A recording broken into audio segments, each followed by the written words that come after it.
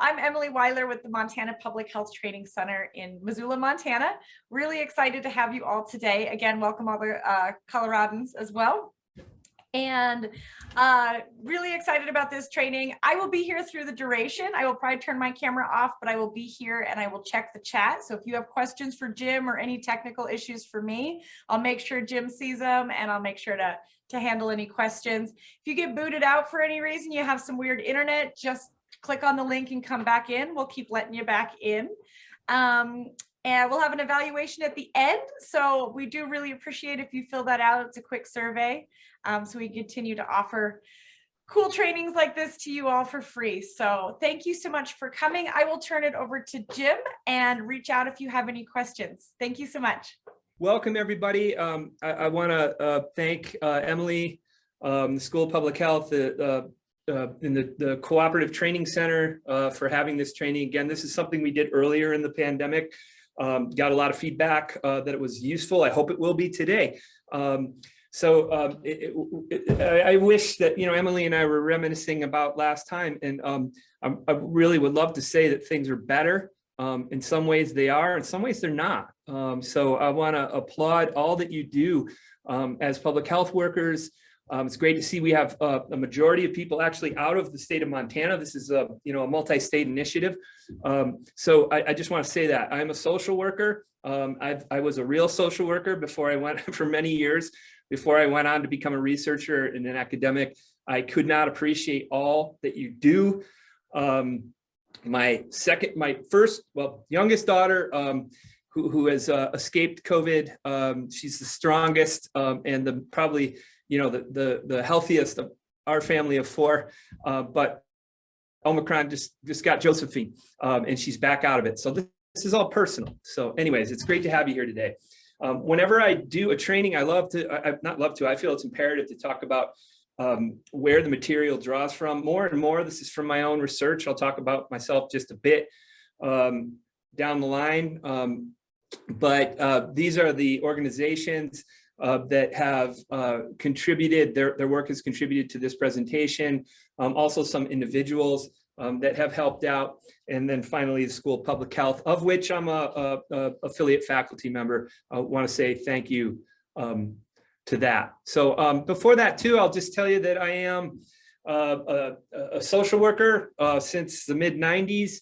I got my Boston University. I got my master's degree in social work. Then I went on to, most of my practice was in the state of Alaska, where I lived for about a decade, and really learned to be a social worker, built a family there. If folks know Homer, Alaska, tell me in the chat. Does anyone know Homer, Alaska? It's my favorite place in the world. And then Missoula is a close second. And went on to get my PhD in social work and social welfare at the University at Albany. And I've been here at the University of Montana. I can't believe it. This will be completing my 15th year. And relevant to my work here, I am a co-investigator for the Center for Population Health Research that is led by Dr. Curtis Noonan. A lot of my work right now presently is with Dr. Sophia Newcomer around vaccine hesitancy. We started out looking mainly at HPV vaccines. Now, guess what? We're looking at COVID-19 vaccine hesitancy. Can you believe that? So anyways, exciting and important work. My main area of interest is what we're talking about today: trauma, resilience, the impact of adverse childhood experiences on individuals, communities, families, and then also specifically lately, what the impact of COVID-19 is all of us. So I'll start right there. This is our brain on the pandemic. So you can see that there is a huge red area with pre-existing problems, all the things that we have in our lives. That doesn't mean there's something wrong with us, it's living. Then we have the coping part and the available energy for motivation and focus, and you can see they're very small. So that's the first thing I want to do. I know you know this, but I want to reinforce it, to normalize the difficulties that we're going through right now. It is something, it involves collective grief, and trauma, secondary trauma, what we're going to talk about today, it's real, like the virus is real. I'm sure as public health experts, you hear people say, oh, it's just like a cold or a flu. Having been a survivor in the long haul, or this is personal for me, it is not like those things, nor is the impact of what we feel, even if you're not affected, especially for those of you heroic people that are in public health. So this is another slide that looks at, the multiple exposure that, that can go on. I'm trying to find my chat here. In terms of increased risk. And these are all the things that contribute to that: our working condition, our socio-cultural conditions, personal vulnerabilities that exist in ourselves, work-related trauma and traumatic grief. Think about what we will ask that question. How are you impacted individually? Direct exposure. I just gave you some of mine. I had COVID. My daughters have had it. All of them. My wife, who is a public school special ed coordinator here at Missoula County Public Schools and is exposed as essentially the principal as well of a special needs preschool every day. That's direct exposure. Indirect trauma. So, and you all probably get this a lot as public health professionals. How are we impacted just by hearing about the difficulties that people have? Empathic strain. We care a lot about the people we work with, don't we? And that gets wearing, and then we can beat ourselves up because it gets wearing. We should be able to take more. That is not true. We should not be able to take more. And I want to say right now, what you're experiencing is a normal reaction to abnormal circumstances. I don't like to use the word normal, but what we are going through right now is something that could be predicted, but I'm sure we all didn't anticipate doing our jobs in a global pandemic for 2 years, and it's not done yet. What's going on in the pandemic? Working, new problems at work, too much Zoom, and Emily and I are contributing to that right now. So our apologies, and I wish we could be in person. Maybe someday. I'd love to come to Colorado. Love the state. So let's do that when we can. But until then, it's Zoom. In the chat, please add. I see some folks are adding some things here. Oh, someone's mentioning the Salty Dog Saloon. Yes, of course. My daughter came home with some Salty Dog sweatpants. Isn't that great that my daughter, yes, it's a fun place out on the spit, of course. So in the chat, please add what you think. What are the new issues that you're having at work? What's going on during the pandemic for you? You can just list those as you feel like you'd like to. So I'm going to give you an overview in the training of the training in just a minute, but I really like to start with these types of things, the important elements, because sometimes having been a trainer for so many years, almost decades, sometimes we wait till the end and we don't get to the important stuff. So I'm starting with that. We're going to loop back around to it.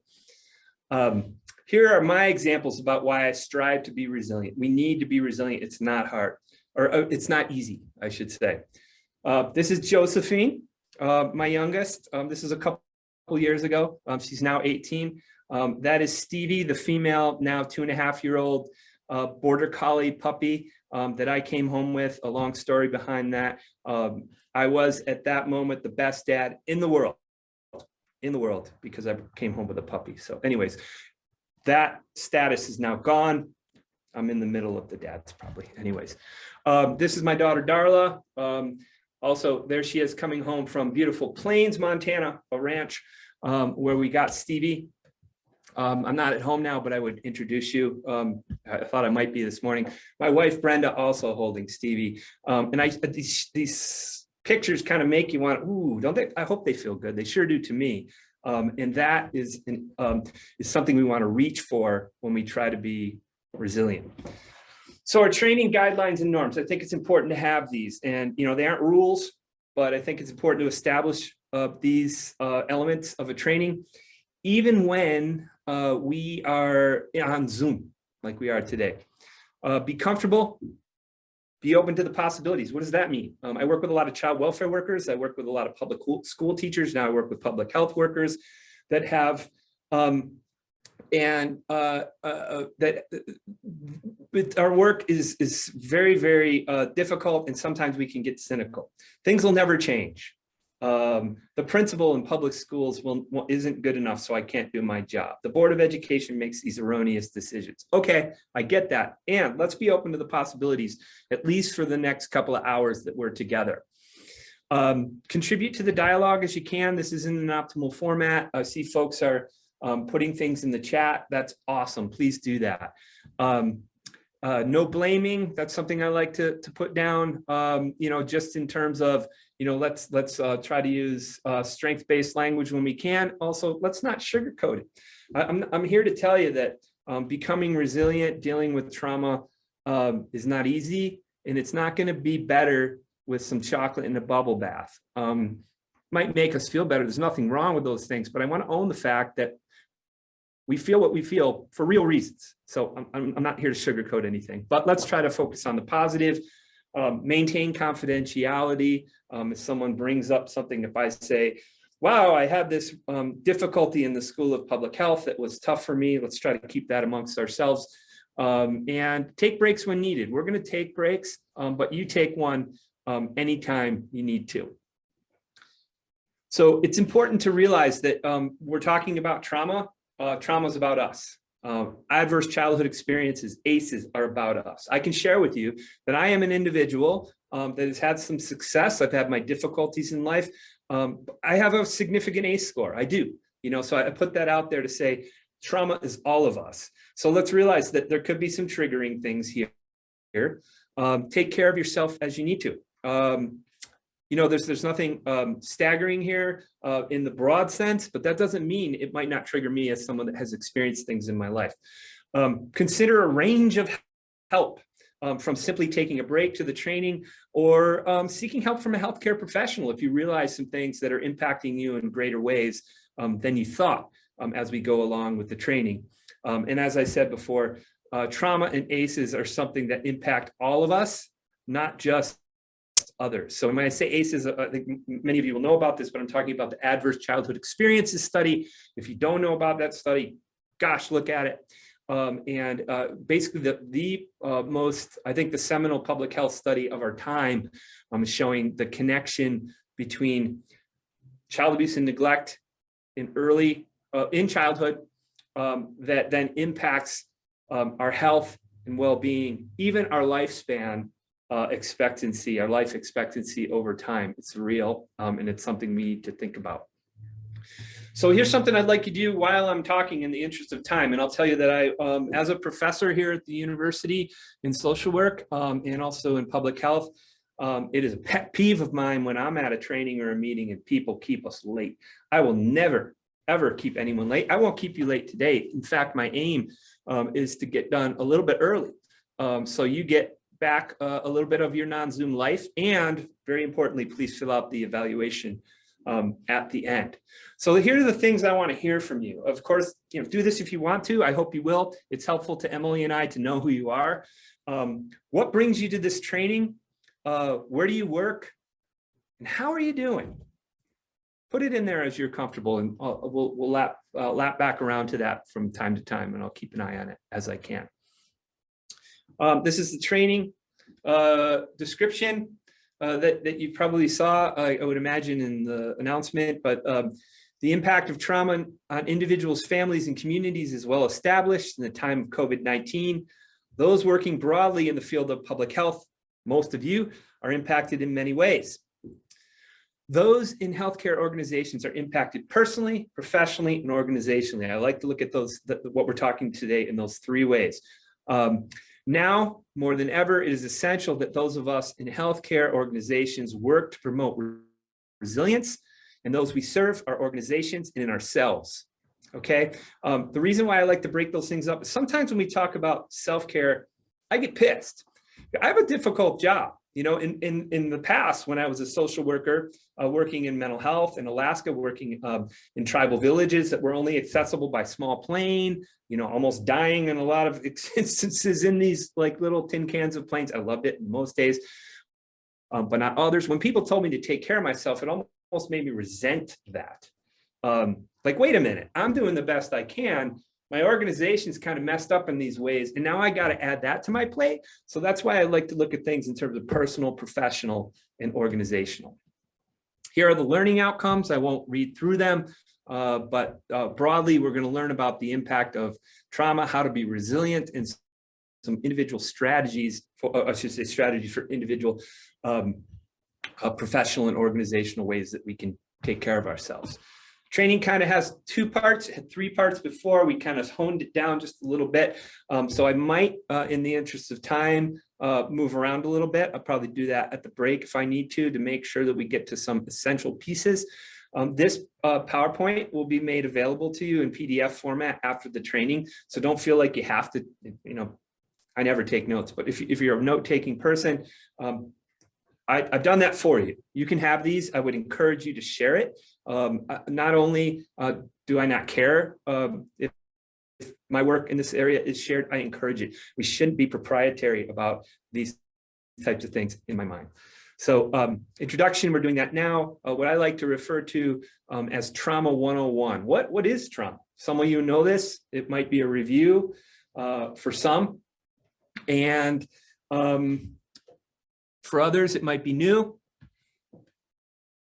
And then the second part, what is secondary traumatic stress and what do we do about it? How do we be resilient in terms of stress and overall impact of our work?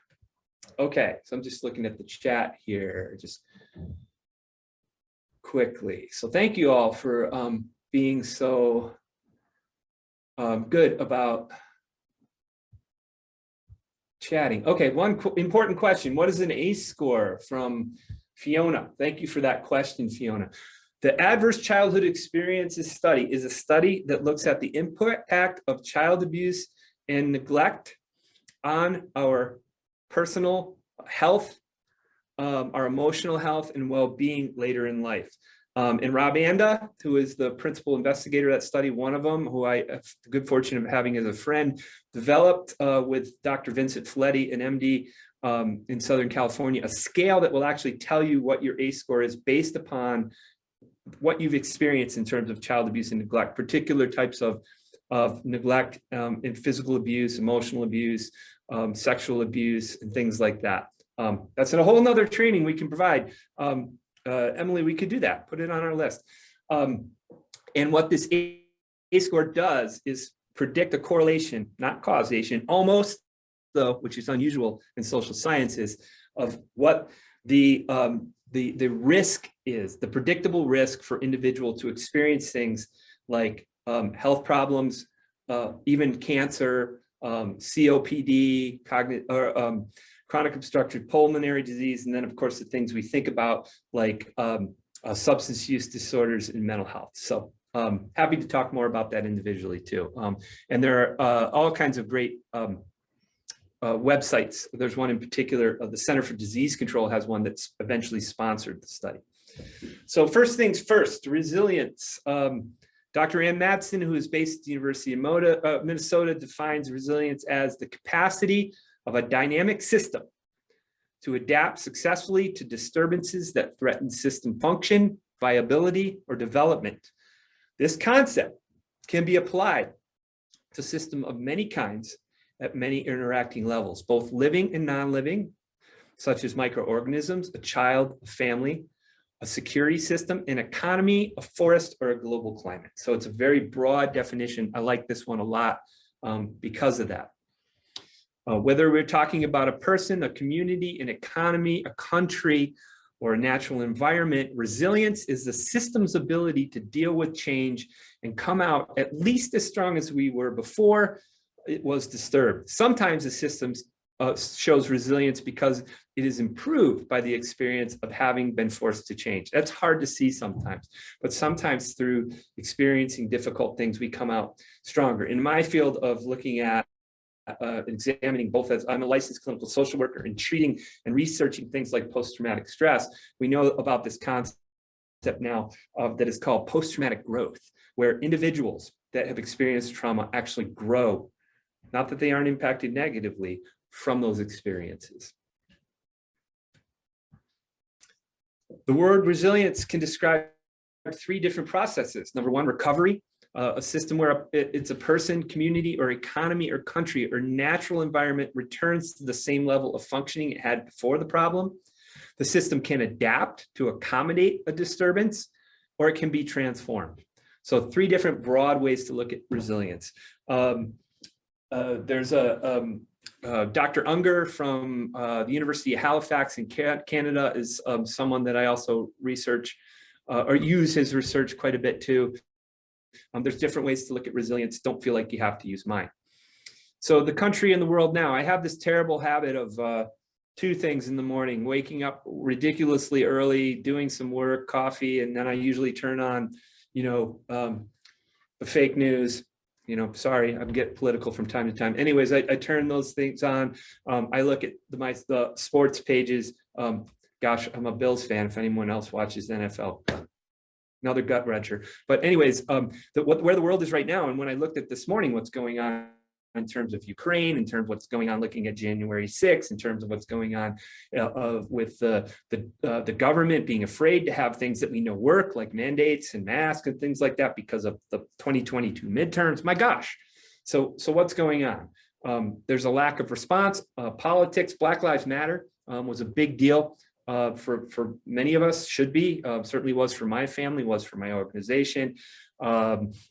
Fear, loved ones, uncertainty, chronic grief, and others. And again, feel free to add anything you'd like to the chat. I will look at it for my own learning purposes. So part one, okay, Introduction in Trauma 101. This is kind of a little bit of a joke. This is the stress reduction kit that we get usually at most organizations, and it's tongue in cheek, but there's some truth to this. That's the scary part. You have a piece of paper here, says bang head here in the middle, says take that piece of paper that says, pretend it does say those things, you put it on a firm surface like my standing desk here, follow the directions of the circle kit, bang your head against it, repeat number 2 as necessary or until you become unconscious. And if unconscious, cease the stress reduction activity. That a lot of times that's what happens in our organizations, right? It's not how we want it to be. And we're going to talk about other ways that we can do things better. Some more sources.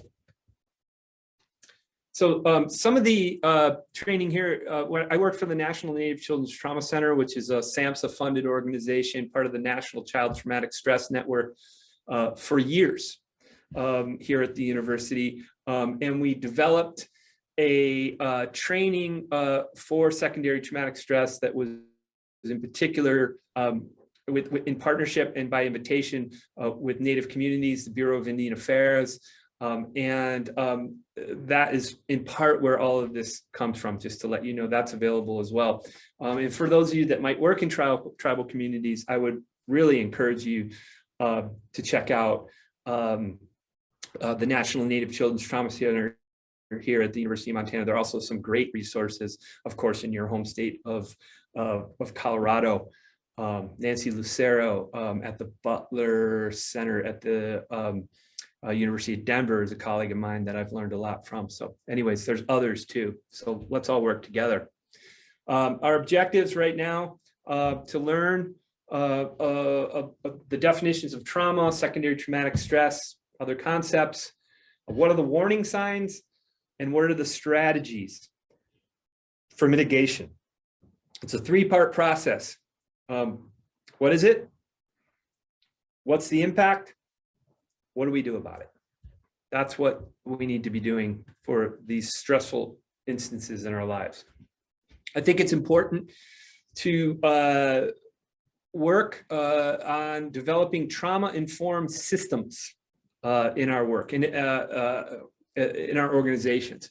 The Substance Abuse Mental Health Services Administration, SAMHSA, that's cited here, has a PDF that is like 14 pages, encompasses this beautifully.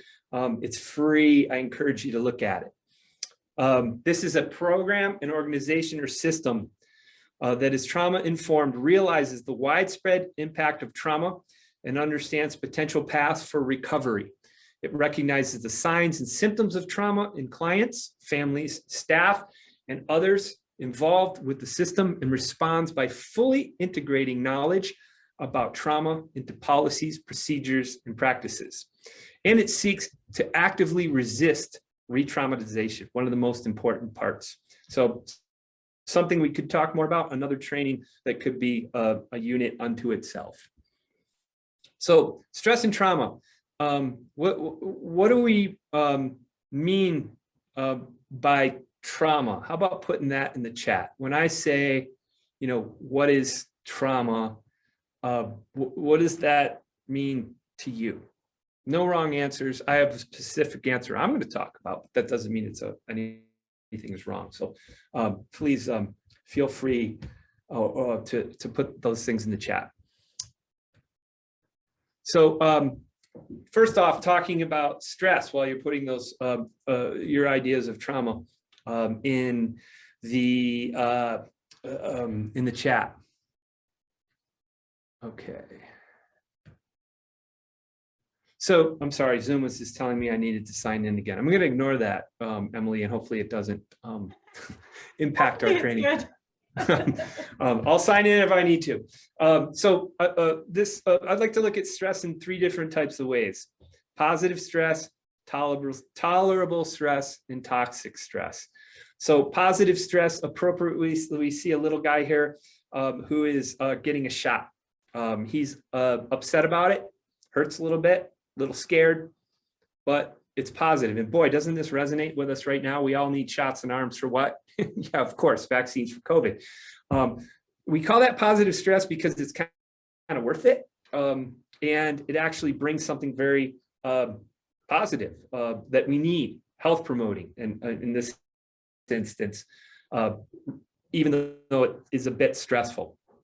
Tolerable stress, gosh, I'm seeing, I was looking at the news yesterday and I saw how the SATs are changing. So anyone that has kids that are taking SATs or which is a tremendously invalid test, that's a whole different rant, but I'm not going to go on it. But anyways, SATs is an example of tolerable stress because of the fact that it helps you show what you can do academically, and it helps you get into school, but taking the test itself is a very stressful process. Again, no rant, good. All right, lost my cursor. Wait a minute.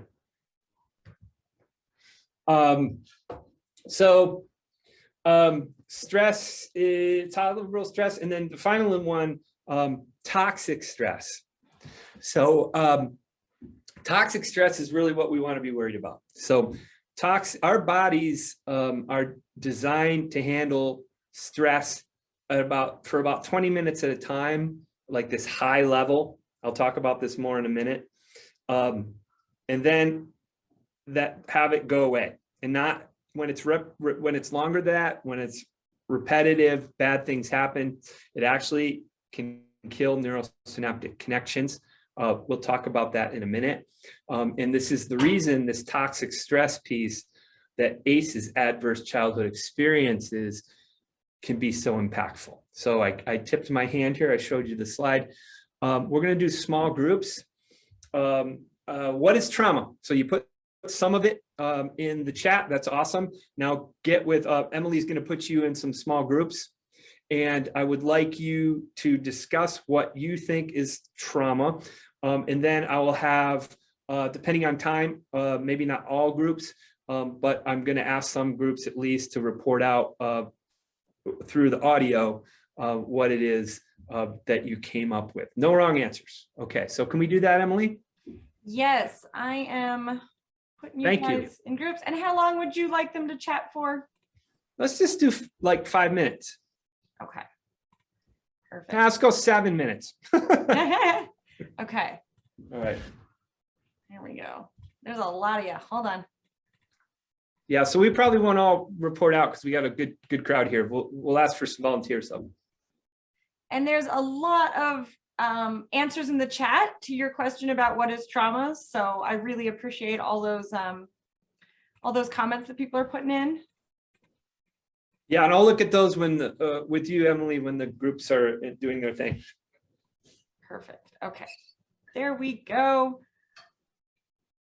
5 minutes. All right, you should see an invite. All right, so I'll ask for volunteers to report out. I'm not a Socratic law professor, but I'm not beyond calling on people, so I guess I could.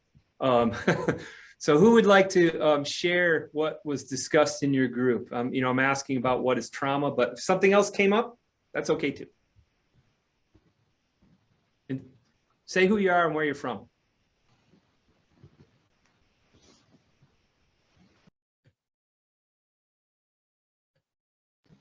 Hello, my name is Cosette, and I'm working with CDPHE currently from Oregon, actually, though. And I was in group 6, and we define trauma as an ongoing or isolated negative experience that has lasting negative effects. It isn't something that, happens and you can move completely on from it, even if you feel ongoing negatively affected by it, or you're fine and then something triggers it and brings you back to that experience. It isn't a close and done situation and can take active, conscious work and healing to move past it and close that experience. And toward the end, we related it to COVID and how it's an ongoing traumatic experience that as we heal from it, we're still getting new added on damage. And it's a bit of a cycle that we're working through. Wow. So this is Cosette? Yes. Okay. So Emily, if who knows what happens in the pandemic, but if I succumb to COVID or something else happens, who knows what's going to happen in the world, I would suggest that Cosette and her group could take over. Okay, So, good to know. I'll make a note. That was awesome. Okay. Let's have a couple more groups. What did you come up with? Anything different, similar? I'm Lenora Kingston from the Colorado Department of Public Health and Environment. Hi, Lenora. And hi, I was a part of Group 4, and in the chat I was capturing all of the comments people were making for, their definition of trauma. We kind of discussed a bit on how a traumatic situation or event, how it can impact people differently, and so and then we had some discussions about one of our group participants had to deal with the reality of COVID and the impact on the family with health and the reality of it, that it's really science driven. And I was sharing how the pendulum swings the other way in my family, where they don't believe in science and they're anti-vax, anti-mask. My brother put a magnet up to my daughter's arm where she got her inoculation, and it's impacting, pardon me, to the point where I'm trying to get my mom into a nursing home in a situation where she hasn't been vaccinated and the family isn't supporting her getting vaccinated. So it's just crazy the extreme perceptions people have trauma-wise. Thank you so much, Lenora, for sharing that. Excellent. Yeah, another great definition, and for sharing your personal experience. I too have family members, and that are along those lines, anti-science, and as a scientist, that's very difficult. So I appreciate you bringing that up. Okay, maybe another group.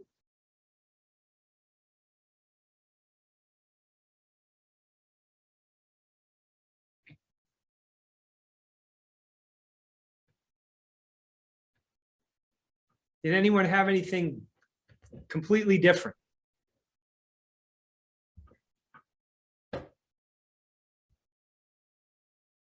Okay, good. Well, it's good to hear from a couple of you. I like to be respectful of people's Zoom life and contribute if you like. That's okay. Okay. So what is trauma?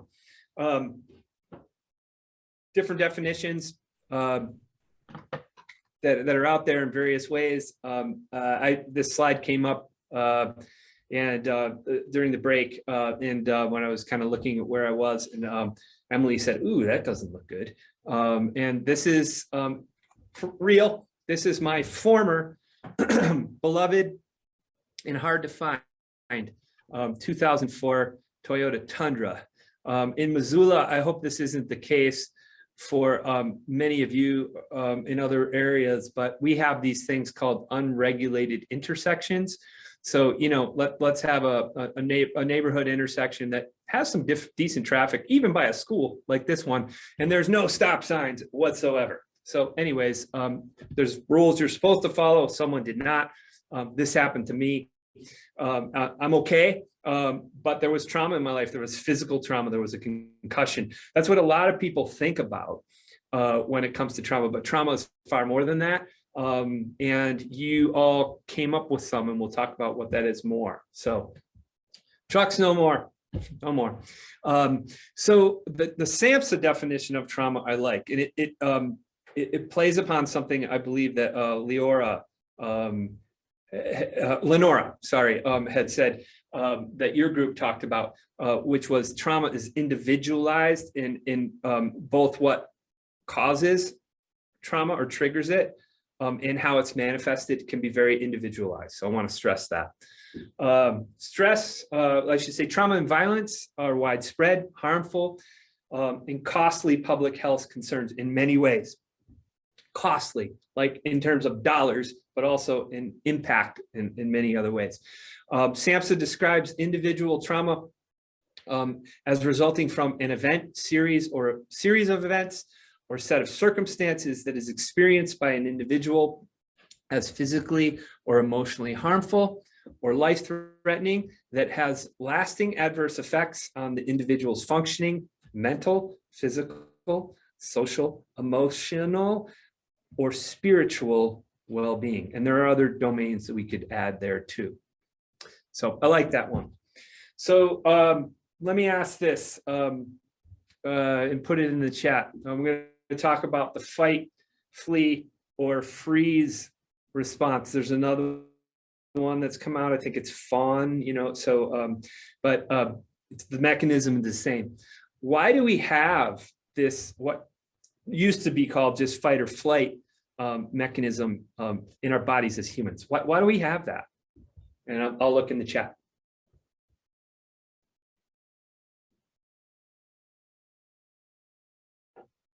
Because we have bunny DNA, huh?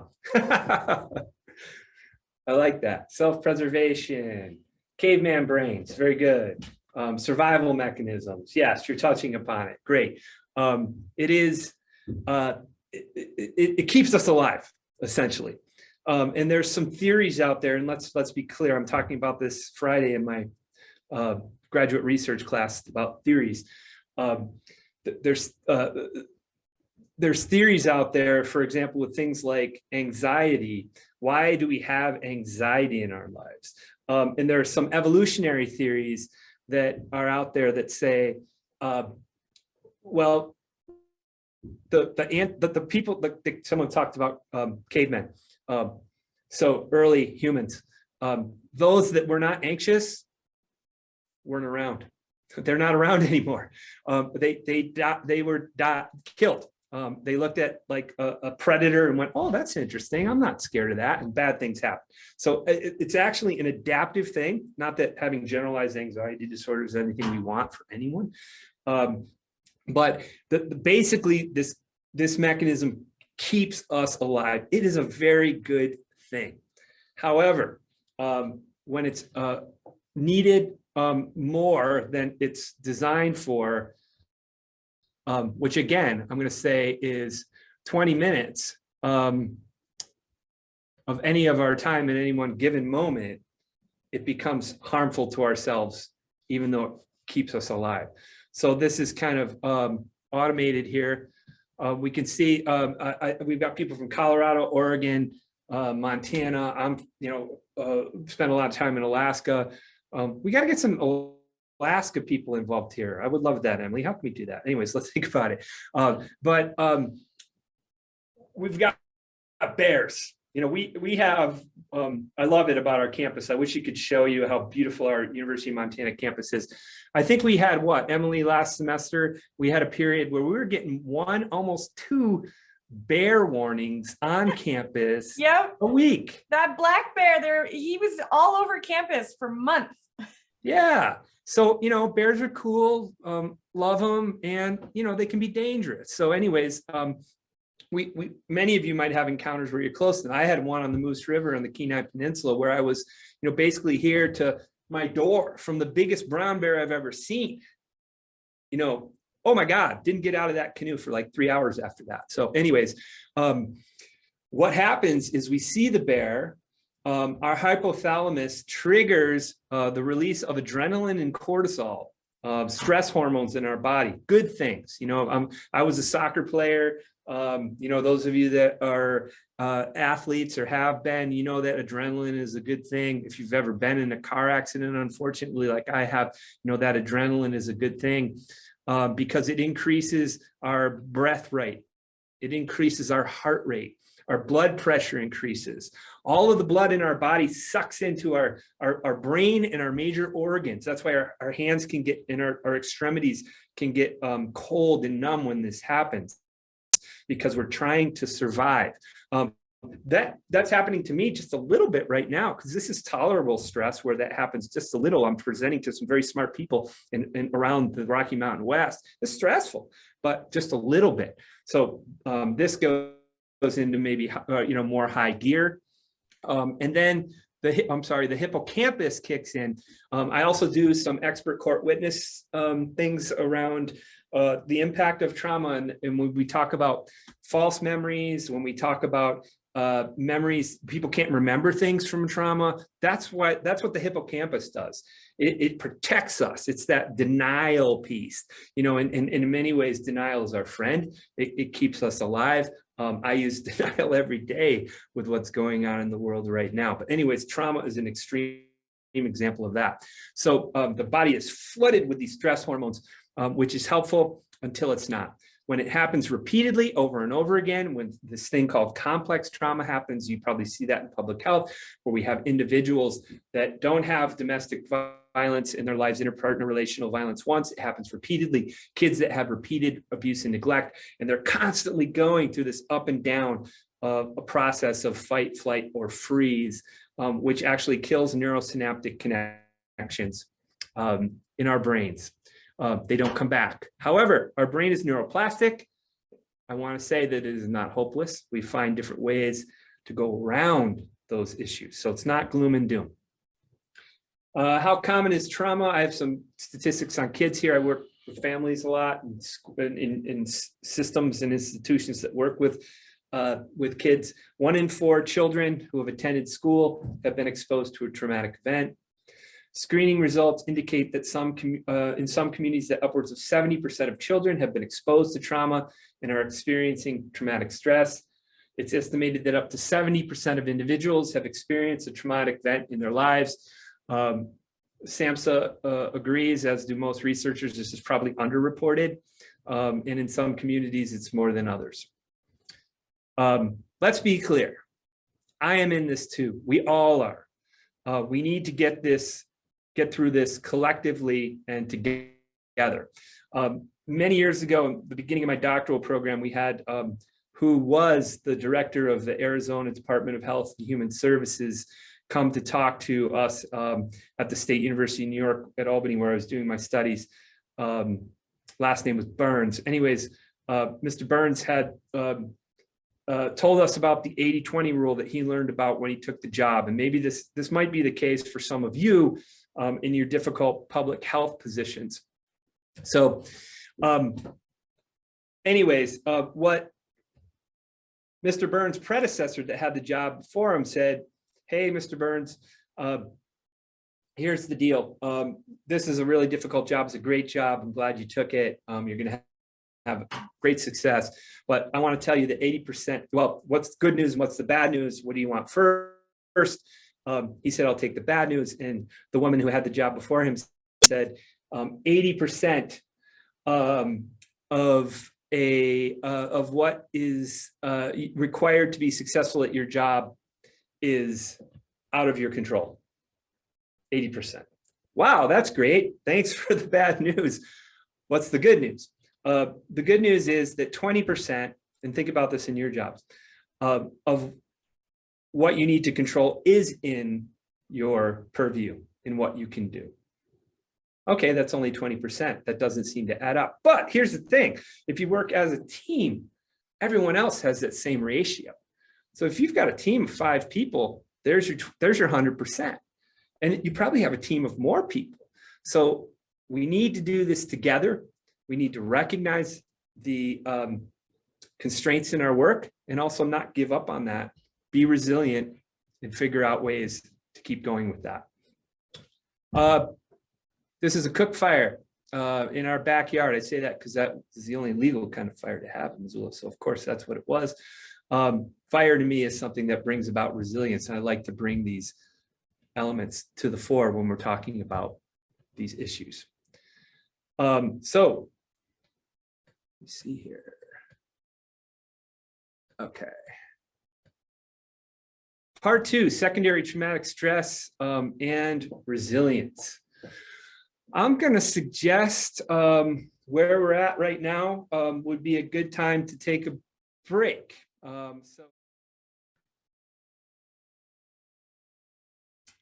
Welcome back, everybody.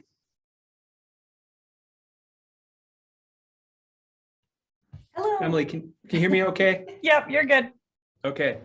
All right. So hope everyone had a good break there. Again, do what you need to in terms of those breaks. We'll take certainly another one. So part 2, secondary traumatic stress. What is it? What do we do about it? And resilience. So I am I'll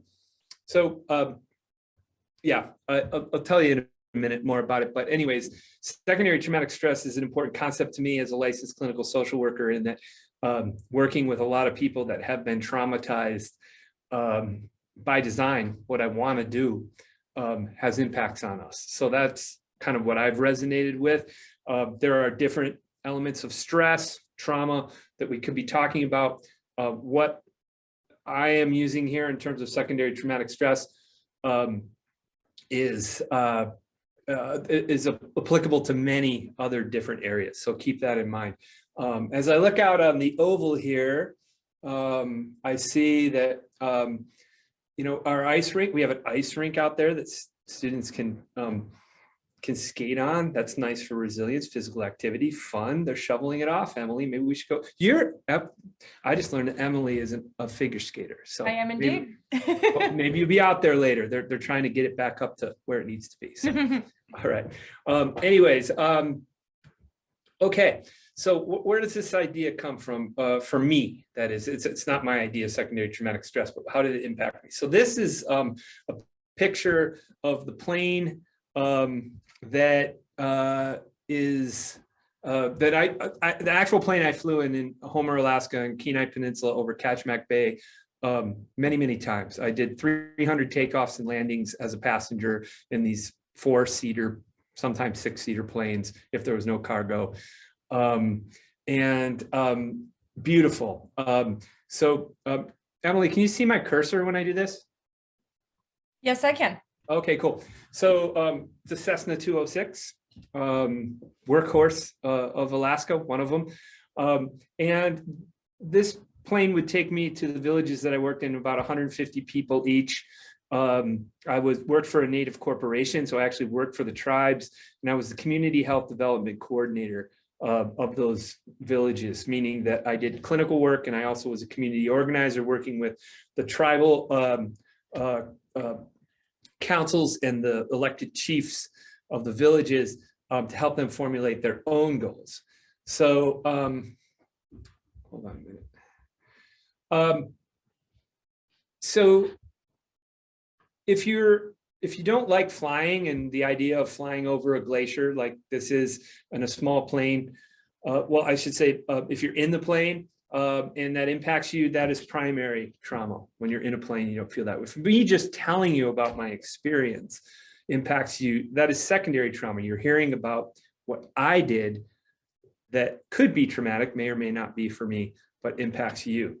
So this is the Gruit Glacier. My wife and I got married, oh gosh, it was probably right about up here on the Alpine Ridge Trail in the Chugach Mountains with another couple. You can do that in Alaska like you can do here in Montana. Amazing. And on the good days, it was awesome. On the bad days of flying, it was terrifying. So I had this job for about, nobody lasted in this job. The last person lasted like 6 months. If you lasted a year, you were a survivor. I made it about 3.5 before I moved on to do other things. It was an incredible experience. That being said, one evening on the Alpine, I should say Diamond Ridge Road in Homer, beautiful evening, the Northern Lights are going. We've got halibut, salmon, I think some microbrews were there. We're out by the fire. And my colleague, well, I said one of my best friends, and I say colleague because he actually went to school here too a long time ago. Dean, who's also a social worker, we did work together at the mental health center there for a while, asked me, Jim, how you doing? There's people around the fire. Gosh, that's a tough job. You've been at it for about a year. How's it impacting you? And I said, Dean, I think I'm fine. It's super hard. There's a lot of trauma, but the villages have a lot of resilience. It's an incredible place to be. I feel lucky to be there, but I'm okay. I think I'm doing okay. Out of the corner of my eye, across the fire, I catch my wife looking at me, Brenda, like I had just said the most crazy thing she'd ever heard. And in our ride back to our house 15 miles away out the end of East End Road, middle of nowhere, she proceeded to tell me in great detail how I was impacted and how it behooved me to get a handle on that for myself and for our young daughter, who was born just before I started that job, so who was just about a year old at that point. So rule number one is if you don't think you're impacted, ask people you trust. You might be. So what are the 3 stages of coping? I'm going to talk about what this is in a minute, but I'd like to start again with what you do about it. So we emphasize that because you can do things about this. So 3 stages of coping with secondary traumatic stress or with burnout or with stress in general. Stage 1, acquisition of information and skills. Stage 2, recognition. Oh, I should say back to stage 1, you're doing that right now. Congratulations. Training is a way to do it. Getting educated, learning. Recognition, how do we know what this is? This happens with peer support, supervision, and reflection, recognizing that impact us, and then responding with an application of skills, preferably that have been found as much as we can to be evidence-based. We're growing that evidence now, but we do know things work more, some things work more than others, and that's what I'll be talking about. So this is the module 1 of the training I've been talking about, still in part 2 of our training. Again, an earlier picture of Josephine on a really nice day. I think that was Father's Day. Resilience. I try to grab onto these things in my dark moments where things are difficult for me. So concepts and definitions, why do we need to know about these things? It's important, I'll talk about it in a minute, but to externalize what's experiencing to us. So I think it's important to be educated and understand cognitively what's going on, so then we can impact our thoughts and behaviors beyond just knowing about what these things are. So definitions in general, burnout. So burnout and trauma, secondary trauma are different. So this is the index of the dislocation between what people are, what they have to do, an erosion of values, dignity, spirit, and will, an erosion of the soul. That sounds as bad as it is. That's gut-wrenching. It's a malady that spreads gradually over time, putting people in a downward spiral. And here are some conditions: that cause burnout. And I know, as you do, Emily, that of course, no one on the call has these things happening. You and I don't in our jobs, I'm sure of that. An overloaded work schedule, never. Lack of control. I can see Main Hall over there. They want me to do things differently than I want to. I don't have control all the time. Not that I'm blaming. Breakdown of community. Unfair treatment of workers. I saw in the chat someone very appropriately talking about what you're all, some of you, and I bet a lot of you are going through in terms of how people are treating you as the public health workers that are trying to keep us healthy. And thank you. You know, here in Missoula, for the first months, almost, you know, pushing year of the, well, maybe it wasn't the whole year, but certainly for several months of the pandemic, we would get out on our porches at 8 o'clock and howl for health workers, like public health workers, like you. That's kind of gone away. Now we're complaining. That's hard. That breakdown of community, unfair treatment of workers, conflicting values. And these symptoms can cause exhaustion, cynical detachment from our work, and feeling of ineffectiveness.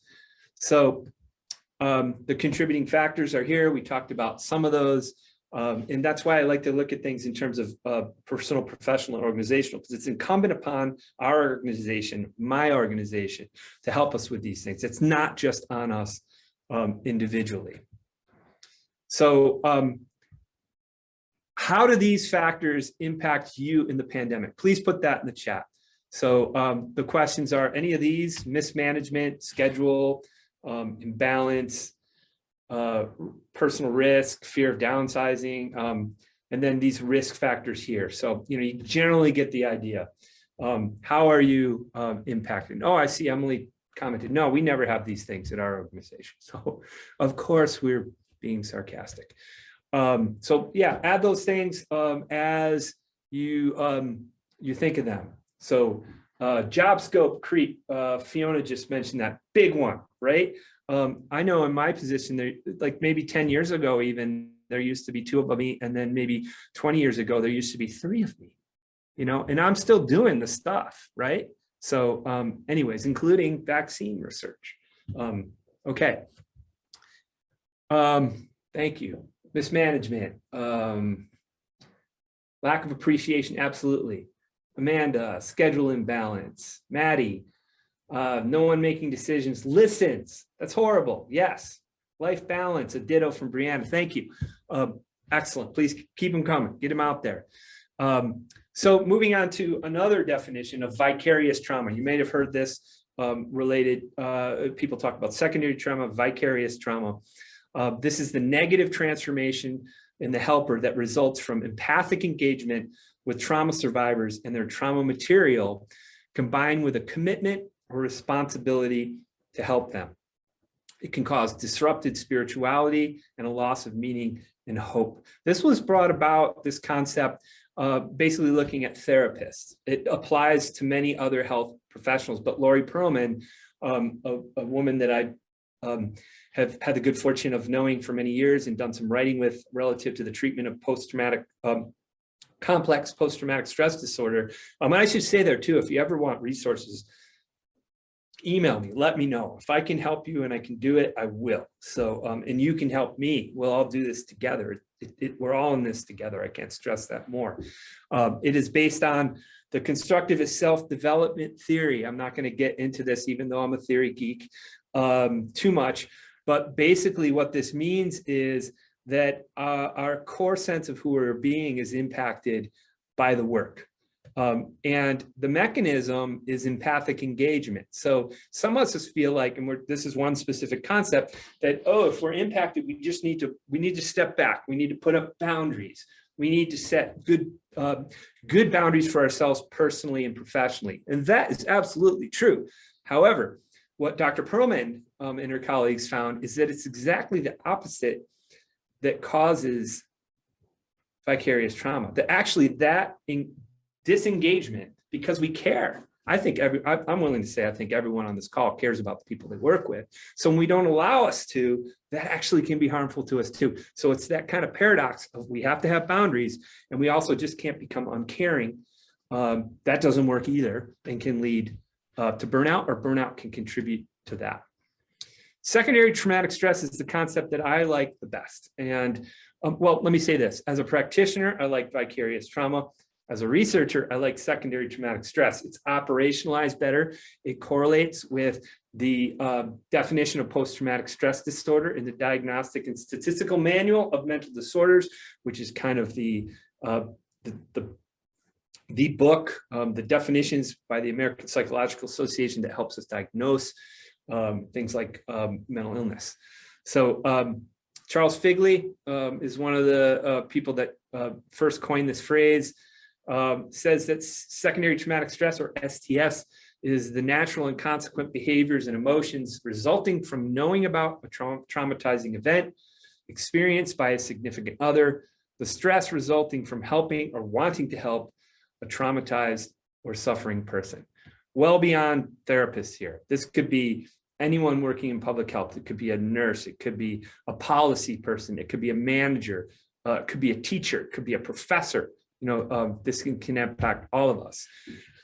The signs of secondary traumatic stress mirror those of post-traumatic stress disorder. Most of us have heard of PTSD, brave individuals that are soldiers that go to war, come back, they're impacted. We've all heard of that.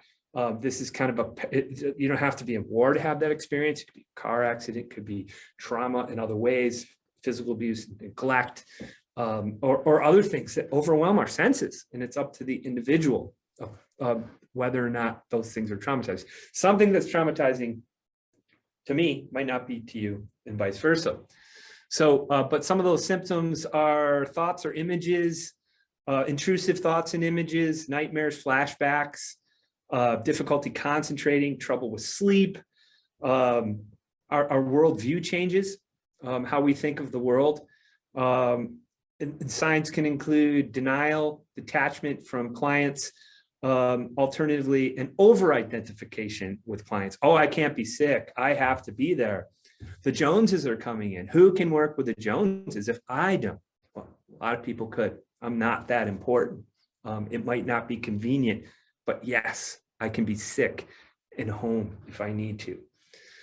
So let's apply these to how we are impacted by COVID-19. And I'm seeing some other excellent points in the chat. Thank you. What situations increase the risk of secondary trauma? These kind of mirror those of burnout. So that's why I'm saying know the definitions, but it's not just about the definitions. It's being overwhelmed. It's being isolated, feeling disorganized, feeling helpless, personal history of trauma and or depression. There's some kind of, my research has backed that up. There's also some other research that has shown that can become a kind of a protective factor or a mediating factor too. So again, the science is new on all of this. The practical elements of it have been known for ages. So I believe we need to look at both.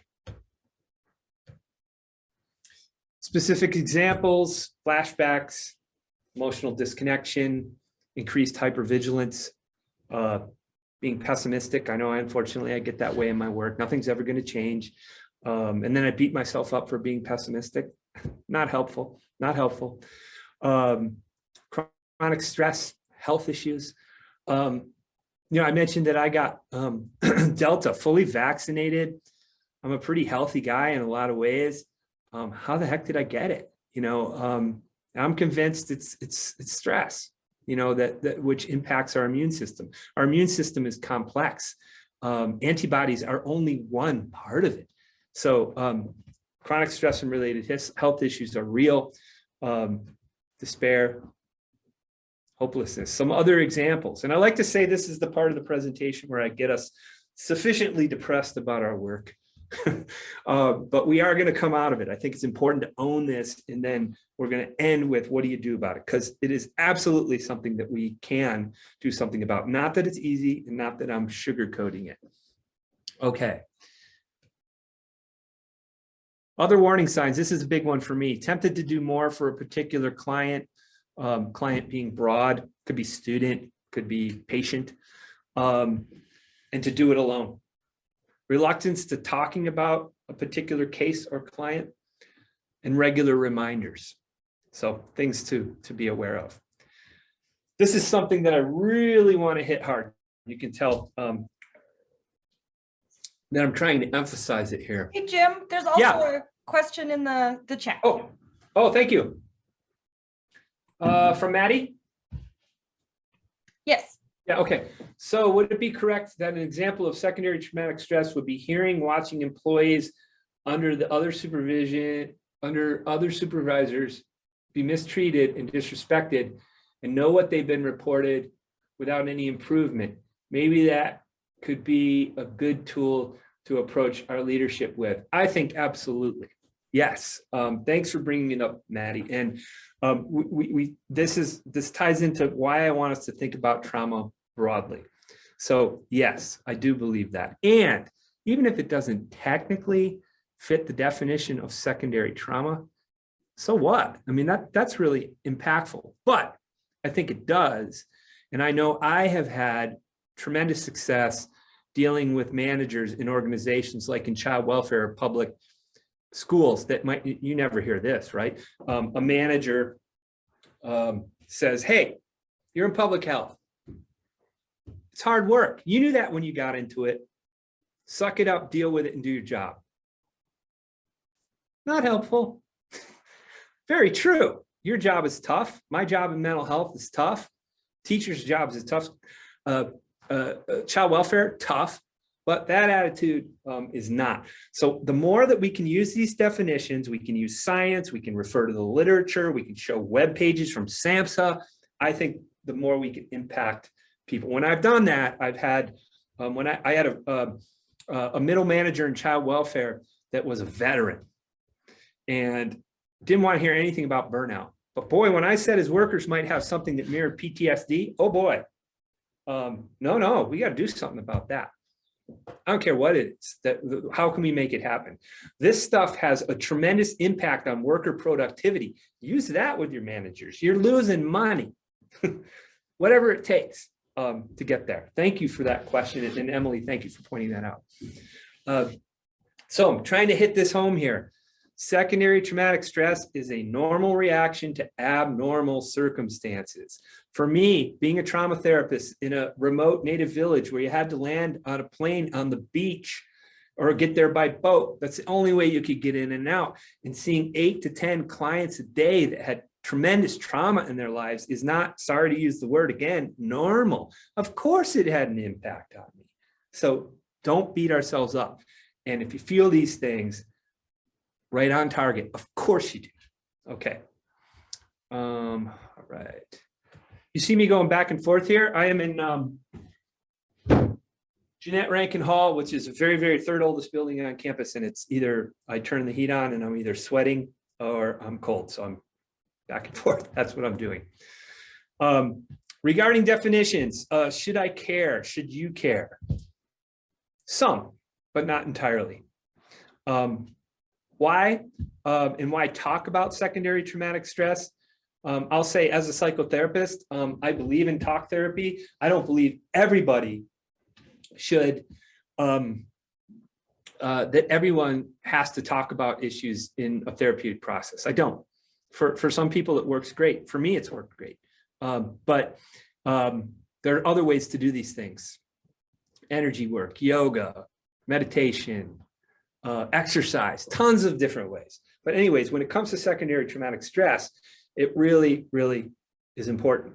Why talk about it? The effects of secondary traumatic stress on staff are intense and widespread. STS decreases worker effectiveness and contributes to turnover. We did a study when I was a doctoral student at the cost of, on the cost of losing one child welfare worker in a county in New York State. This was back in the early to mid 2000s, so it's way more now. And the cost was like $29,000 for each worker that was lost. Boy, that caught the attention of some managers. Secondary traumatic stress impacts the agency ability to provide services.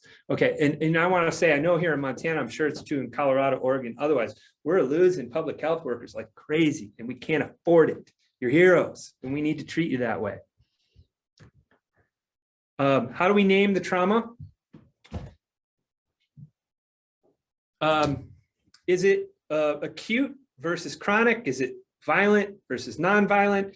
Is it man-made versus natural, etc.? This is how we can name it and say what it is. And why do we want to do this?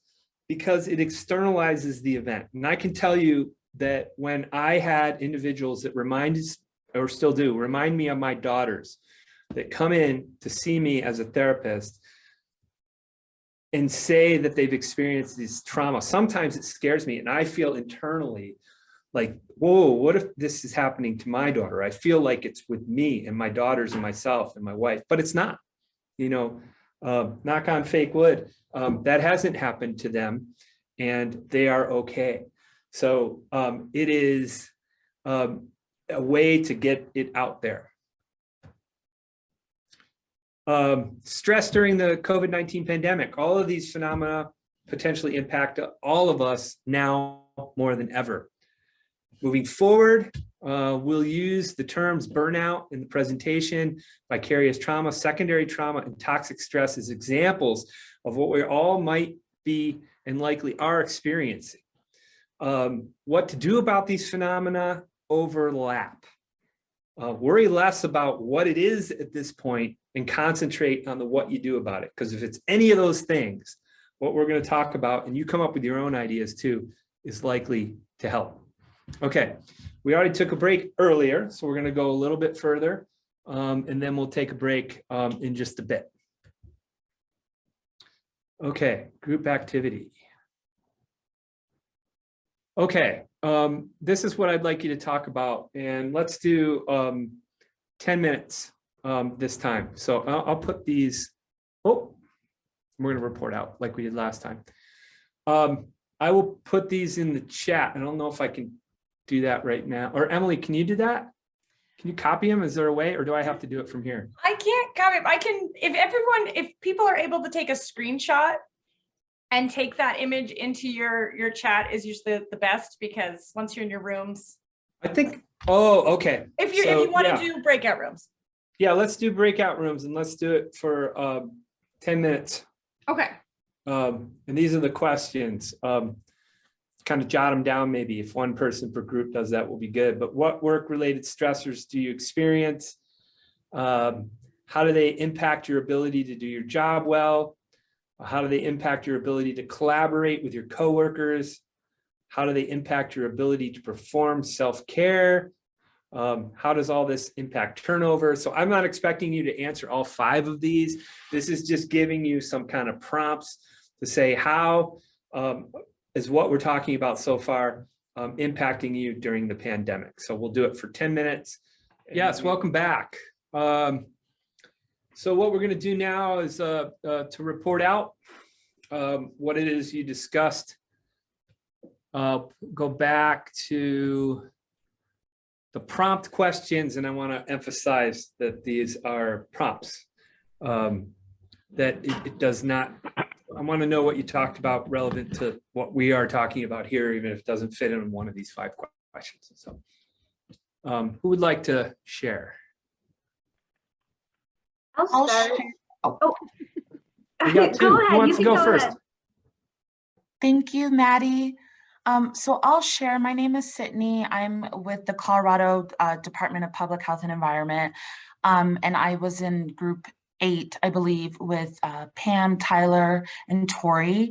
And some key things that we brought up is just that a lot of us are new to the roles. So, and because we've kind of been thrown in to this craziness dealing with the pandemic, we've experienced burnout a lot quicker, which I think a lot of people can attest to. But then there's that fear of taking time off and taking vacation, because a lot of the work that needs to be done doesn't get tied up. I don't know about everybody else, but I work an 8-hour day and I just feel like I just get more and more tasks and I never get to complete anything. And so we were talking about knowing that we need to take a break, but not knowing when we can, and also kind of being afraid to, because there's just so much work. and us also feeling that because of COVID and being in these new positions, we don't really get time to fully realize our jobs, all the other aspects of our jobs, because COVID is just this big thing that we kind of have to tackle. So there are other responsibilities that get piled up. And then also a big thing that Pam brought up, which I thought was really important, for those of us who move remotely, for our families that seemed like, oh, we were going to be spending more time together, we were all quarantined together, or spending more time with our families, and that has not been the case. We're working at home, but we're still very distant and distracted because we're overworked. So that is kind of what we were venting about in our little group. Awesome. Thank you, Sydney. A lot of important stuff there. And, one thing that I want to touch upon is, like I said, I've done quite a bit of work around looking at stressors in child welfare workers' lives and in teachers' lives, and what do you do about it from an action perspective. And the whole thought of, time, being new, being a veteran of your job, and how does that impact? One way I can say is that there is some evidence to show that over time, longevity helps. But it also can help in a bad way. Like if people get jaded and just like tune out, that's not good. So we want to keep the enthusiasm of folks and I hear it in your voice, that are, committed to the work. And also, how do we take care of you? And how do you take care of yourselves? And some of that is incumbent upon the organization, I would say. So much of it. We'll get to that in just a minute. So thank you for sharing that. Someone else was chiming in there. That was me. I wanted to thank Sydney first. You basically said everything that was in my mind. And I think, going along these lines, there's this blur between, like Sydney said, when can we take a break? And, we're being told self-care is important, do all these things, but we're also hearing that, well, if you're going to take your 15-minute wellness walk, you need to stay 15 minutes later and make sure that you covered all the emails from that time. So you're being told to take breaks, but you will be punished for it, and you will have to make up for all of it later, which, just completely defeats the purpose of this self-care. And along those notes, everything being treated as an urgent, important project. If everything is the number one priority, then nothing is. And there's this refusal to acknowledge that is not a productive way to get things done. And it's just so frustrating and so exhausting. And I think they count on us and our passion for the work that we do to just continue doing it. I think we really are relied on in that way, in that, they're passionate about the work, so they will just keep their head down and they will still get it done as much as it's hurting them personally. Thank you, Maddie. Yeah, excellent points. I'm sorry that's what is the experience for you and your coworkers, and that's what we're here to address, get it out there, to talk about it and think about what we do moving forward. Brianna makes a point that it is not self-care if it causes more anxiety. Yeah, absolutely. Okay, and another group. I came from group 4, and we had some really great conversations about, being remote, working from home, and, being extroverts, secondary trauma from our roles, and understanding burnout and compassion fatigue. We talked about trying to remember the self-care when we don't really have any time to do that. And I think that conversation that just previously happened was very important. We talked about children at home, and quarantining. And so, now instead of trying to have that work-life balance, you're trying to make up your work hours whenever you can, because you're having to balance in between homeschooling, talking about the loss of sense of community, you know, how it impacts us, talking about how much more collaboration we should have, but not actually being able to collaborate. So how, you know, being stressful and being isolated and, you know, trying to do, you know, attempt group projects, but it just, there's not that sense of community there. You know, changing your work schedule. We talked about training and trying to get things done with people when the time to do that is not actually available for them, but it's available for you. So really great conversation. So. Thank you, Jackie. And again, I really appreciate what you're saying. Been there. I think most of the groups are coming back saying, oh, really great conversation. It was great to, you know, so it's not enough, but it's a start to share, hey, we're all in the same boat here. You're not alone in the pain. Now we need to get beyond it. And we are in an extraordinary circumstance here. So, you know, that being said, I'm not one to say, oh, it's an extraordinary circumstance. I guess we just got to gut it out. No. Anybody else?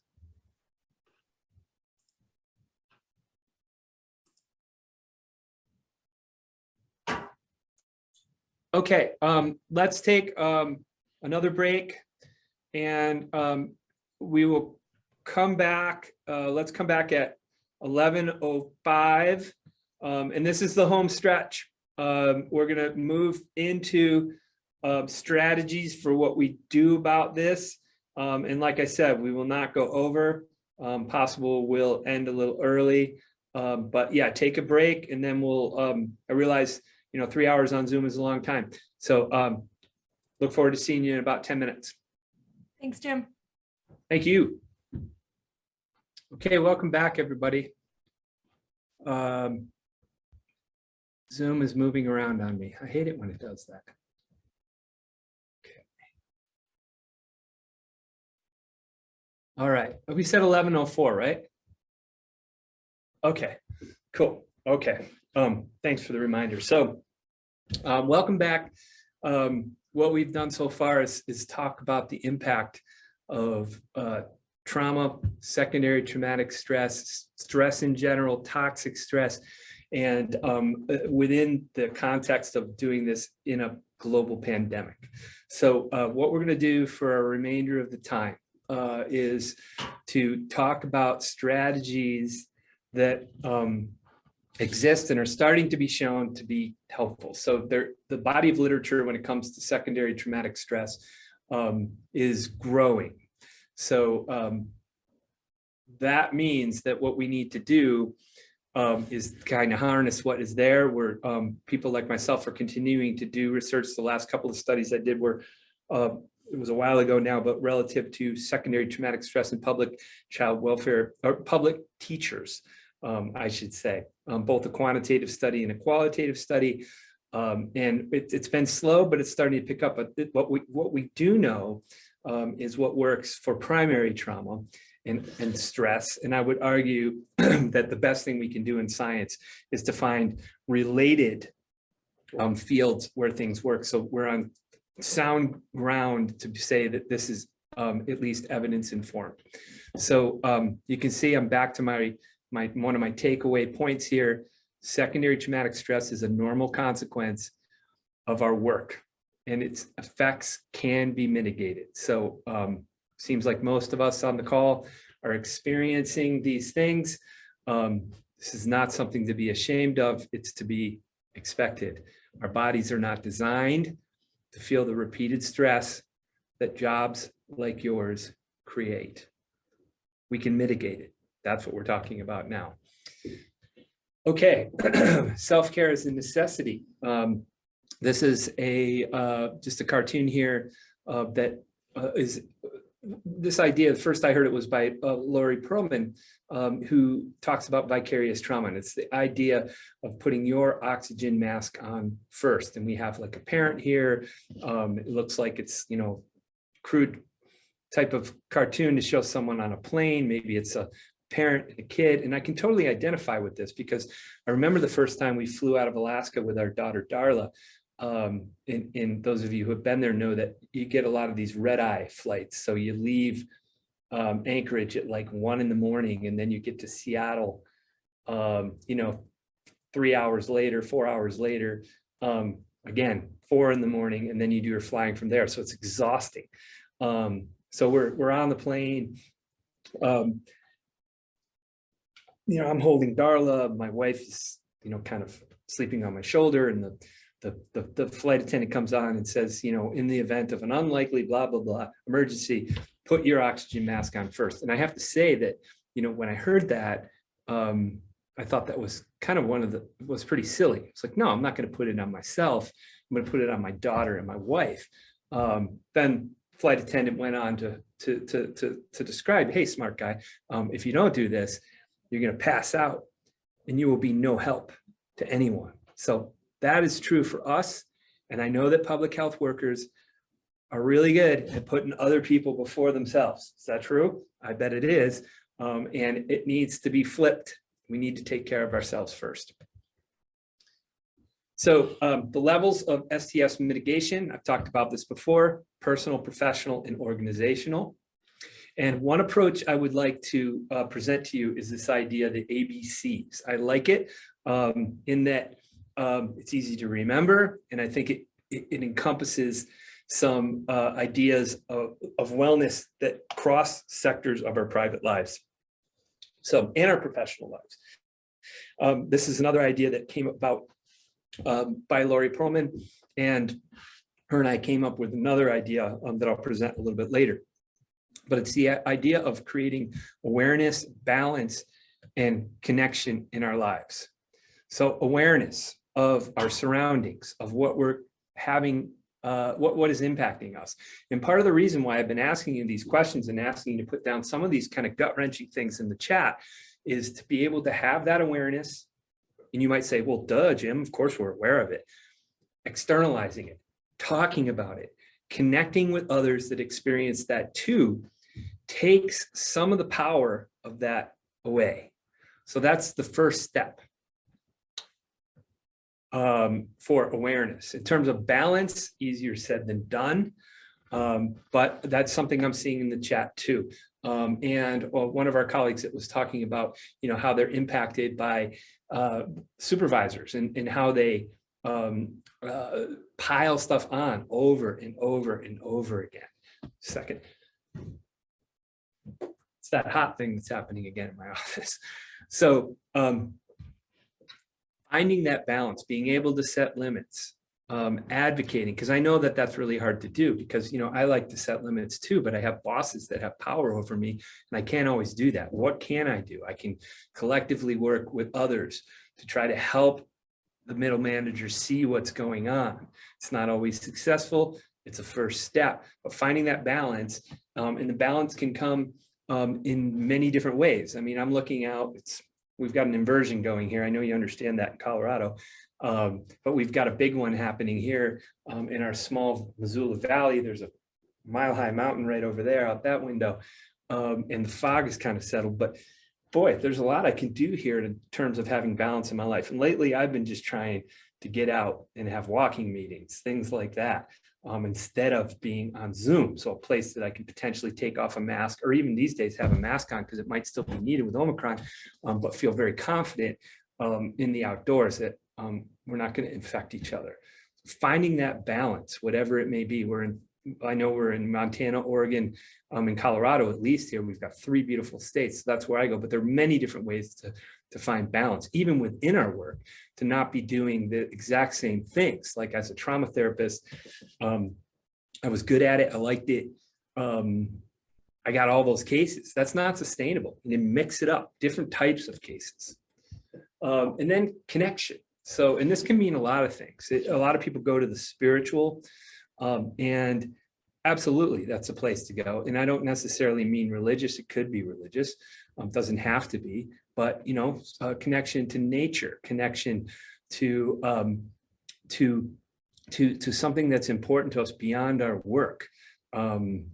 Emily, there's folks out there, there's figure skaters out there. Someone just did a little twirly thing. I don't know what you call that, but anyways, those folks are getting some balance and they're connecting to what it is in their lives that's meaningful beyond, they look like they might be students, maybe they're staff, I don't know, but that's a way to do that.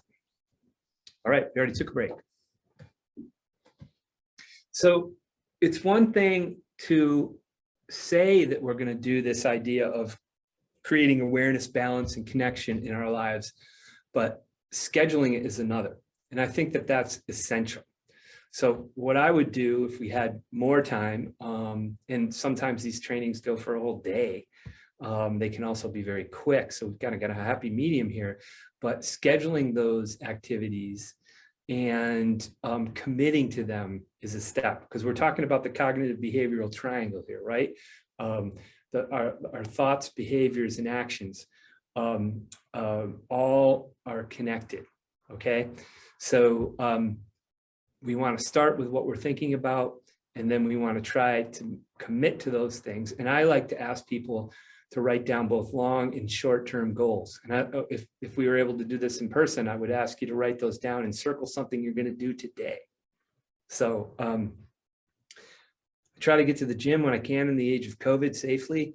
Try to go outside. This morning, I didn't do that because I was telling Emily, I always have preparations that I want to do last minute for these trainings, because I want to do a good job and I want to make sure it's worthwhile to you. So I didn't get to go. So I'm thinking already ahead of time as I was driving here, as the ice fog was going on in Missoula, like, what can I do later? Maybe I'll take that Stevie, who you saw pictures of early on as a puppy, for a walk, or down to one of our estuary islands on the Clark Fork, where she can run around. And just kind of seeing Stevie do those things is something that gets my mind back where it needs to be, to that awareness, balance, and connection.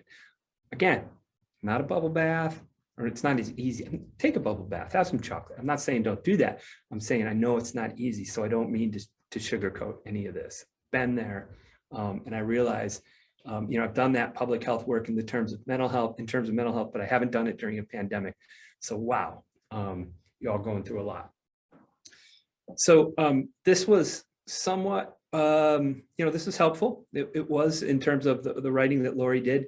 I mentioned that we wrote a chapter together on the treatment of complex post-traumatic stress disorder. So trauma that is repetitive, that is ongoing, not one single incident. So like when I showed you that picture of the truck accident, I can say that as psychotherapists, we're really good at dealing with what would be referred to as single incident trauma for the most part. Something like a car accident can usually be mitigated through some form of therapeutic process. Within 4 to 6 sessions, you're a lot better. Not always, but that is expected in my world. Complex trauma that happens over and over again, though, is more difficult to deal with. So I also look at this idea of complex secondary traumatic stress that happens over and over. And I'm hearing that from some of you in the chat, that you're going through these things. So we decided that we need to be more radical. So I got into social work from a music, rock and roll background. That's a whole nother story we won't get into. But anyways, this idea of being radical to deal with issues that require that. So radical self-care is intentionally and frequently creating opportunities for respite and replenishment.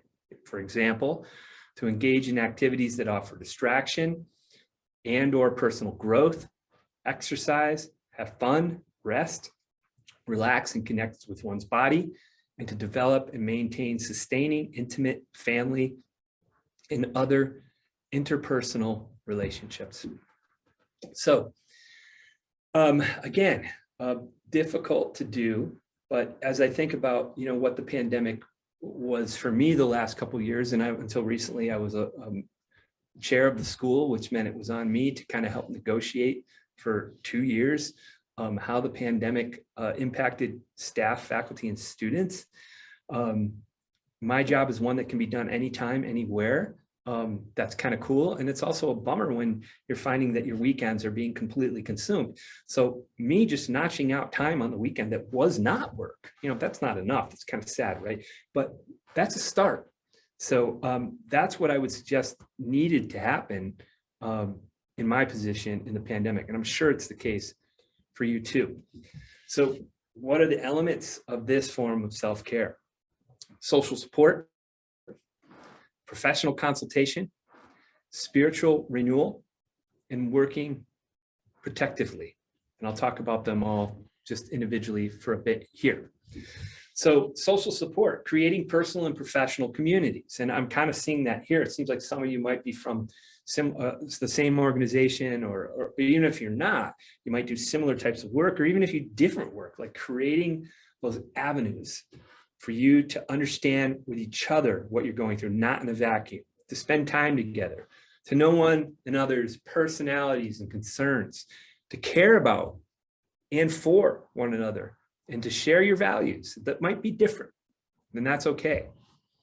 Also to define communities for yourself so that they hold and honor multifaceted identities beyond professional identity, promote personal growth through connection.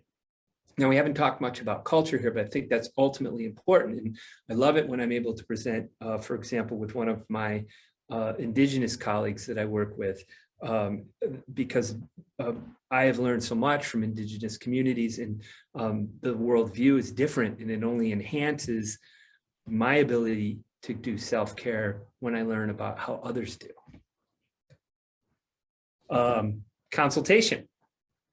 So no matter your experience level, clinical support, this is from a therapist perspective, or job support, is likely to help you navigate client relationships. So someone that can kind of be a mentor or a supervisor. This may or may not be your supervisor at work. Sometimes our supervisors at work can be problematic. Bummer, but true. Then who can you, especially as we heard from our colleague that is newer, are there experienced workers? Can you get peer support?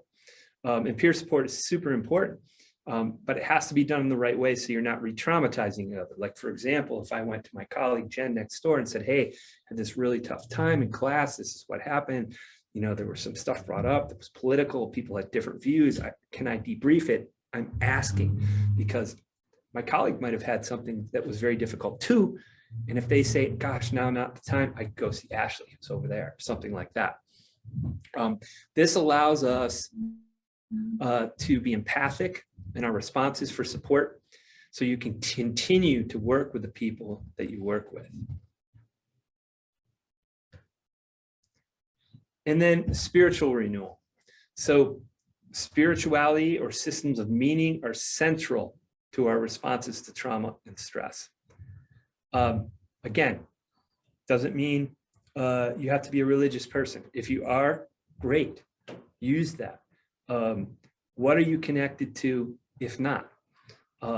Could be the outdoors, could be music. For me, that's a big deal. Art, family, anything that gets you that kind of connection at that more, for lack of a better term right now, but there are others. This is what we came up with, spiritual renewal.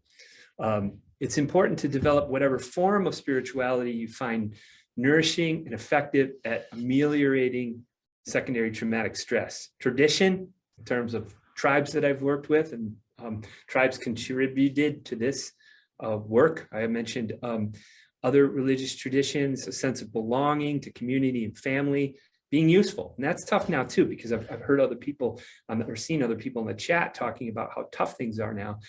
And it might not be that we feel useful. I have felt less useful, even though I'm working harder than I ever have. And that's something we need to mitigate. You know, again, sings kind of a maybe pie in the sky Pollyanna here, but seeking awe, joy, beauty, and wonder in relationships with nature. We're all in states that can do that. Of course, any state can, but I think the ones that are represented here are pretty special. I lived in Portland for a while, Oregon.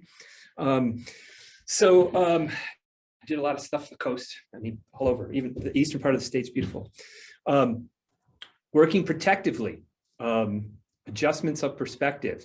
So to maintain awareness of both the present moment and the larger context. This is super important in the pandemic. So, you know, did I think it was going to be going on this long? Not initially, but soon thereafter, hanging out with epidemiologists, virologists, and immunologists, like Emily does too. Yeah, I kind of thought it would. And now where am I at? I don't know. I'm hoping that we're on the downward slide here, but I know we're going to come out of it. I know, and I know that we weren't in it before, and maintaining that perspective is super important. Accepting limitations. I've heard a lot of people say that their bosses aren't allowing that. It needs to happen. We can only do what we can do. I don't like teaching on Zoom. I've been told I'm okay at it, but I'd rather be in person. That's a limitation. I can't change that. So what can I do to make that be as good as it can be? And then also allow myself the grace, and a lot of this is about grace, to make mistakes, to not have it be just how I want it to be, and to ask that grace from other people. Super important. Focus on process rather than outcomes. Yes, and really hard. Especially when it comes, my work with public schools. They're constantly, they have outcomes, they have standardized tests. They need to show, for what was No Child Left Behind and is now race to the top and all these things. When really, if those numbers aren't good, they still could be really having an awesome impact on their class and students. That's what I want all of us on the call to try to concentrate on. It's certainly something that we've had to do here at the university. In terms of working protectively, in terms of practice adjustments, managing boundaries, employ both empathy and boundaries when relating to clients. Don't lose the empathy. That's a slippery slope there too. But we have to have boundaries. We have to be able to say no. Process responses to clients. Okay, think about those things and why we're responding the way we're responding. What does it mean? What can we do differently? Do something very different between meetings with clients. So walk, check something out on the internet, make a phone call, chat with your daughter, whatever it is to kind of bring you back into the moment from that very difficult place that you are in your public health work. Attend to your own bodily responses and experiences. So I don't know, some people get stressed here, some people get headaches. I'm a tummy guy. When my stomach starts getting upset, I know I'm stressed. We have to pay attention to those things. And then intervene in the thought, behavior, emotion cycle. So we have our thoughts. For example, there is no point in trying. We're in a pandemic. My bosses don't get it. I give up. The emotion. I feel worthless. I'm discouraged. I really care as a public health worker. I do. And I'm just so discouraged that there's no point in trying. And then I'm rude to someone I'm working with or to our family, or I avoid thinking about a particular case. That's the behavior. Intervening in this to develop optimism. Easier said than done, I know, but often easier to identify with what's going on wrong than what is going on right. But optimism can be learned. Identify the unhelpful thoughts. Some of you probably talk to the people you work with about these things, but you don't do it for yourself. That's the way it is for me. I teach this stuff. Do I do it all the time? No. Identify the unhelpful thoughts, reframe with something more helpful, which can really develop optimism. There is a really good science behind this. If you want to check it out, look at positive psychology for one thing. Developed by Martin Seligman. He is the guy that originally started the body of work that's called learned helplessness. God, how can it get any worse than that? And what Dr. Seligman did, 20 plus 30 years into his career, said, my God, there's got to be more. Looked at it a different way and actually came up with this idea of positive psychology and how we can actually promote optimism and happiness. And you can go on his website and take a survey for free, and it'll give you an evaluation of the things that you can do to help develop optimism. I would encourage you doing that. It's fun, and it really seems to resonate with people. So again, in the interest of time, I am going to give this last activity as something that I want you to think about and I want you to bring home, because I'd rather have you have a little bit of time between now and whatever you want to do to model that self-care than taking the time to do this together. So you'll get the slides in a PDF, and I'm asking that you try to think about doing this. If you can't, don't beat yourself up. Normal reaction to an abnormal circumstance, but if you can, bring this to a meeting, modify it, do whatever will work for you. So what I'd like you to do, and when you head back to your organizations or your work, if you're already in your place of work, determine the commitments you can make to take care of yourself physically, emotionally, intellectually, socially, spiritually, financially, all of those things. What can you do? Having a conversation about that. And I want to encourage you to write things down.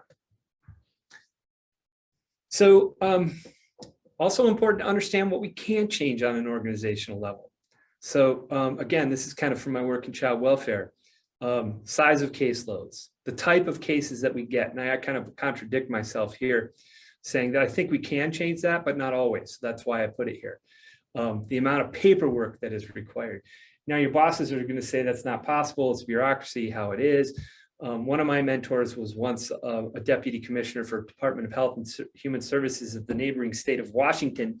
And what Kathy Breyer Lawson was able to do was take about a stack of paperwork that child welfare workers had to deal with that was like literally that thick per case, down to about there. Still way too much, but there are things that can be done. Jim, there's a question in the chat that just says, who is the author of Positive Psychology? Oh, thank you. Let me type it in there.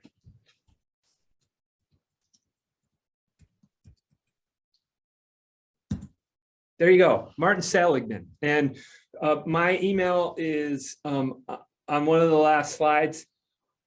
It's also available, if you can remember how to spell my name, Caringi, C-A-R-I-N-G-I. It's, you know, you'll find me on the web, and contact me with any questions that you have after this. So thank you for asking about that. Positive supervision, super important. It needs to be regularly scheduled, not crisis driven, and protected from other tasks. Now, I've been a supervisee, I still am, and I've been a supervisor, I am. And I do both of those things. In my experience, it's not always the supervisee that comes up with other reasons why they can't do supervision. Or I should say, the supervisor. It's sometimes the supervisee. It's me as the mental health worker or as the professor saying, I just have too much, I can't do supervision today. Please don't do that. And of course, if the supervisor you have isn't meeting your needs, finding one who can. If it can't be in the organization because of the structure, unions, things like that, who on the outside could you barter some time with? I'll buy you coffee if we can get together once every other week and talk about how difficult things are. High quality supervision makes these things possible. You know, effective casework, clearly defined next steps and limits, increased provision of services, stronger assessment skills, stronger engagement skills, and improvements in client goal attainment. So these are things you can show to your managers that there's a science behind this that says this is all true in organizational psychology. If we want to be more efficient, if we want to be more effective, if we want to spend less wasteful money, it is, supervisors should do this. And honestly, I want them to do it because they care about you, but whatever it takes to make that change, I would encourage. There are three basic forms of supervision: administrative, that's paperwork, organizational structure, things like that. Educational, what are some things that you need to learn in order to be able to do your job more effectively, achieve goals, and support to provide the psychological and interpersonal resources workers need to manage their job-related emotional challenges. So you can take these slides and or make your own notes, put it in an email, make it your own, and tell your supervisor, these are the things that I need from you. I would encourage you to do that, or find others outside of the organization that can help you with that. Peer group supervision can also happen. So my supervisor's no good, you know, they don't get it. They're burnout too, probably. So what can you do together as a peer group? This can improve efficiency, access to multiple perspectives, can improve morale, you can make it fun, decreases isolation, and can promote group ownership of problems. So here's another group activity. So take this, print it out, adapt it. But whatever you find most useful, I would encourage you to do this. So look at personal, professional, and organizational activities that you can do on a daily, weekly, and monthly basis and write them down. And I would encourage you to, again, circle the things that you would do today. So I'm going to say, I'm going to spend, if I were to do this, like I already mentioned, I'm going to spend time with Steve. Might be in the backyard, might be for a walk, whatever it is, but that animal connection for me, especially with this pretty special border collie who can be a pain in the butt too. But anyways, I'm going to spend some time doing that today, and I'm saying that's the case. So in a longer training, we would take a break. So what can you do as exercises post-training? Take this with you as well to talk about next steps. And I would encourage you to do this with your colleagues that are on the call. Identify the things that you can do together as a group. If you're here by yourself, you teach this to your colleagues. So as a former president of ours would say, it's not rocket surgery, all right? So a lot of this is common sense. And I think everyone on this call can take what we've learned today and train your colleagues. Talk about it with your colleagues. You can do this. I know you can, and I'm willing to help you. Remember, you deserve as much support and positive input as you provide to others who have experienced trauma and loss. Say that again. You deserve as much support and positive input as you provide others who have experienced trauma and loss. And I'll say in the pandemic at this point. So we're getting towards the end here, some final strategies. So I'm trying to give you at the beginning and the end, kind of bookending here, some things that you can do. So the American Psychological Association has come up with 10 evidence-based ways to promote and build resilience. Number one, make connections, good relationships, close family, friends, also professionally. Avoid seeing crises as insurmountable problems. Hard to do right now, big time. Accept that change is a part of living. This is harder for some than others. I like change. My daughter Darla, I could say, since she was about 3 years old, used to talk about wanting things to be usual instead of usual. Darla's still that way, even though she's in Homer, guiding kayaks in the summer, and now she's down in Taos teaching skiing. She likes things to be usual. That's okay, but accepting change is a part of life. Moving towards your goals, even if it's a small step.